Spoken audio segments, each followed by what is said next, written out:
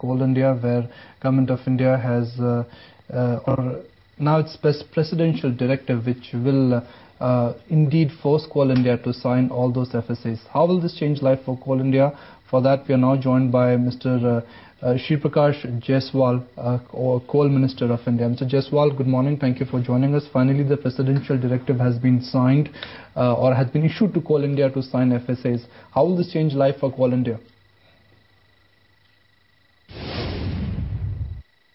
देखिए, आज ये डायरेक्टिव इशू किया गया है कि कोल इंडिया को 80% पर एफएसए साइन करना पड़ेगा, क्योंकि जो कमिटमेंट 100% का था वो 100% की जगह 80% तो किया जा सकता है, लेकिन 100% की जगह 50% नहीं किया जा सकता। इसलिए कोल इंडिया को चाहिए कि वो 80% पर एफएसए साइन करें। Mr. Jaiswal, there have been voices of dissent for the 80% fuel assurance as well, saying that production cannot be ramped up overnight. As a result, do you expect increased dependency on imported coal or diversion from e-auctions? हमें उम्मीद नहीं है कि import करने की आवश्यकता पड़ेगी, बल्कि हमको तो ये भी उम्मीद नहीं है कि कोई ई-ऑक्शन को कम करने की आवश्यकता पड़ेगी। Mr. Jaiswal, there is a concern that Coal India may not be able to increase production so rapidly, and they will find it rather difficult to commit to large quantities to some of the power companies. मैं नहीं समझता हूं कि 80% का target कोई बड़ा है, और वैसे टारगेट थोड़ा सा डिफिकल्ट तो है, लेकिन डिफिकल्ट टारगेट जब तक नहीं होगा तब तक बहुत बड़ा अचीवमेंट नहीं हो सकता।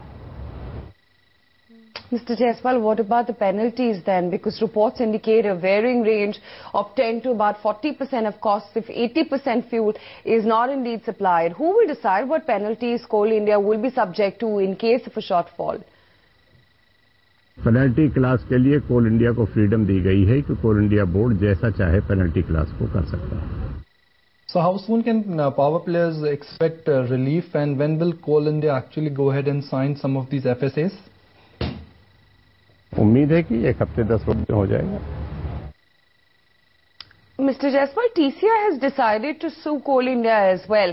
Also alleges that minority shareholders' interests have not really been met. How are you going to deal with this, and how will you retaliate?